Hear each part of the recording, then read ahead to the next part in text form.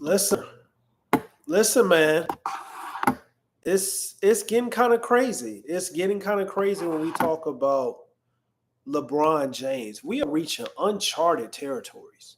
And I know it's just an expedition match, but the past two expedition matches, unfortunately, Team USA have been in dogfights. They've been in nail biters. And when we look at it, the South Sudan game and then also the Germany game that just passed, 88 to 92, the USA team won. And then we know it's the South Sudan team. They won by 1 point. But as you're watching Team USA right now, and you're watching LeBron James play at the highest level, it's becoming uncharted territory, and we may have to start asking some very, very difficult questions about Team USA for their coaching, but also like some difficult questions of like, wow, maybe the unthinkable is happening with LeBron James. Maybe he still may be the best player in the world. Like, is that a crazy thing to ask? I know. I listen. I know what Luka Doncic just did in the NBA Finals and Jason Tatum. I know about Nikola Jokic. I know about Giannis. But like, is it possible? I'm sorry that LeBron James may be still the best player in the world. Like, are we sure that's not a possibility? Are we sure that's not a possibility? Because what LeBron James has been doing so far in these expeditions, and specifically these past two games, he's looked like the best American in the world. So it's getting difficult because as you watch him play, it's like literally what we've seen for him his entire career. Well, as soon as LeBron James goes to the bench, things go haywire. As soon as LeBron James goes to the bench, they lose a league. As soon as LeBron James goes to the bench, the team goes on a run. As soon as LeBron James goes to the bench and take a breather, their team comes back and they start dominating. Why am I seeing the same thing when LeBron James goes to the bench and the USA starts to struggle? Why am I seeing the same thing when we got the best players in the world on the same team? Why am I seeing that? So I had to ask myself, what's going on with Team USA? What's going on with the coaching? Because this is two games in a row, two expedition games in a row where the Team USA have been in a nail biter, a dogfight entering the fourth quarter. And I get it. It's a tune up. I get it. It's a showcase. I get it. They are still trying to find the right lineups to play. But these are two games in a row against South Sudan. And we know about South Sudan and being their first time. They just became a country 13 years ago. We know South Sudan, this is their first time in the Olympics, competing in any organized basketball in this tournament. But Germany is a really good team. I think Germany is ranked second or third, top three in the world. I think Spain is second. I think Germany is third. So I'm starting to get a little concerned because we're in a dogfight against South Sudan. You're in a dogfight against Germany. I know LeBron James came out and said he loves that, though. That gets him going. That gets him riled up. Because what great player isn't a sicko? Like, what great player doesn't like it when the game gets tight? That's when those great players, those upper echelon players, those Hall of Fame players, that's when they step up the most when the game is on the line. It's cool. It's easy to be the best player when it's first quarter, second quarter, third quarter, but can you be the best player in the fourth quarter? Can you be the best player when it's time to go out and lead your team to victory? Can you be the best player when it's time to go get your team a bucket?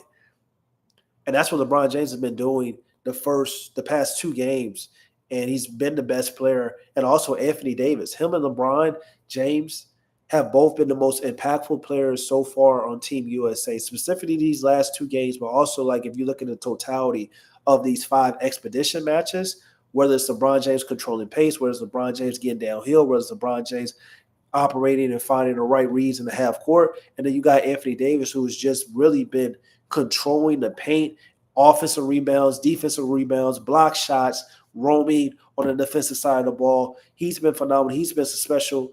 And it just brings up the question, like, one, I don't think this was really expected. Now, I will say this though: Kevin Durant hasn't came back yet, so who knows when Kevin Durant comes back, things could get a little bit more easier for us. LeBron James workload, possibly when we talk about just not having to score as much as he has been having to do, especially in the clutch moments. But you're supposed to have Stephen Curry. But once again, Stephen Curry, as great as he is, Stephen Curry is a 6'3" guard. So certain things, regardless of his greatness, things may be more difficult when things aren't when you're 6'8", when you are, Kevin Durant 6'9" and can shoot over the top of your defenders as well.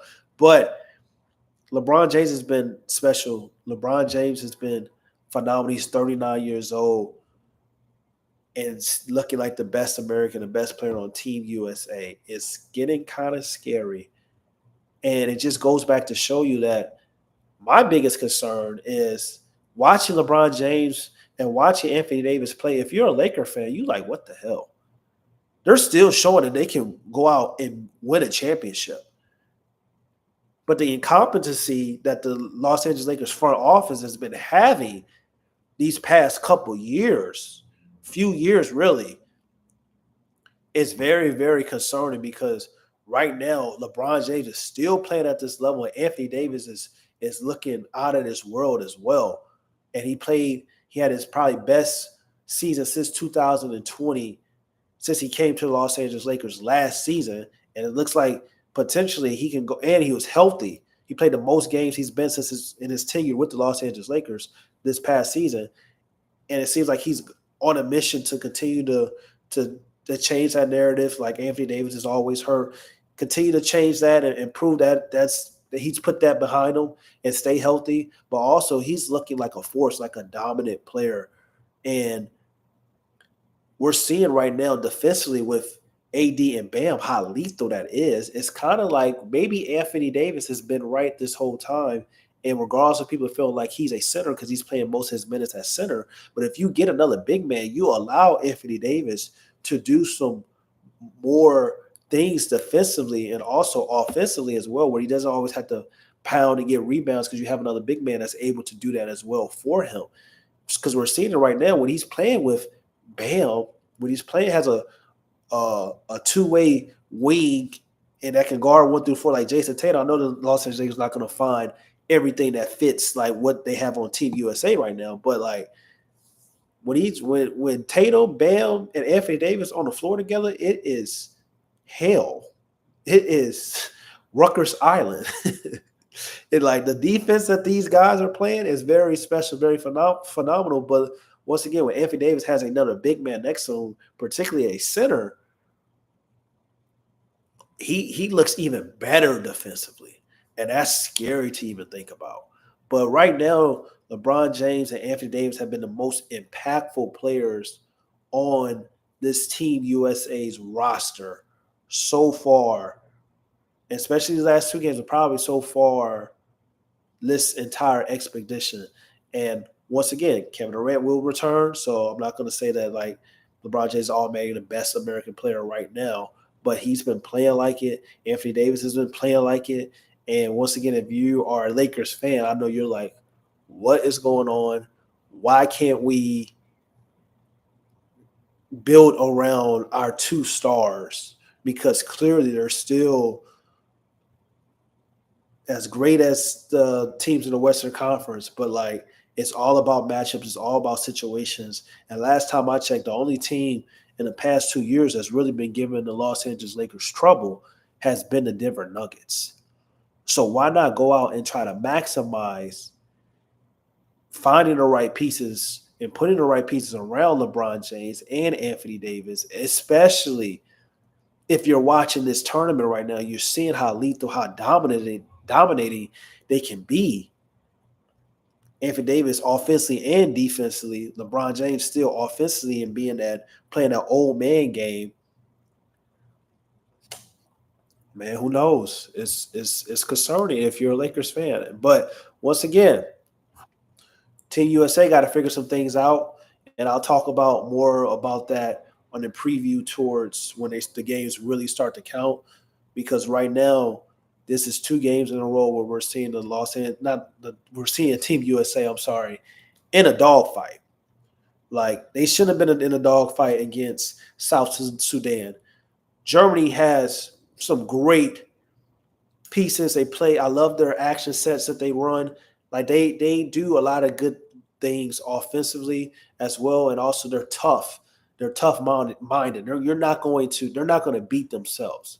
If they lose, it's going to be because they're not executing sets and missing shots and things of that nature, but they're not going to go out and have the mental mistakes. They're not going to go out and be throwing turnovers. They're not going to be going out and committing crazy fouls and things of that nature. If they're going to beat themselves, they're not going to beat themselves. If they're going to lose, it's going to be lose because they just miss shots. But it's kind of concerning. But once again, I will make another stream talking about that. It's your boy Mike K. Smith. Make sure y'all go follow me everywhere when we talk about all the platforms, AKIS NBA, or type in a Mike K. Smith. I am there. I'm gone, man. Peace.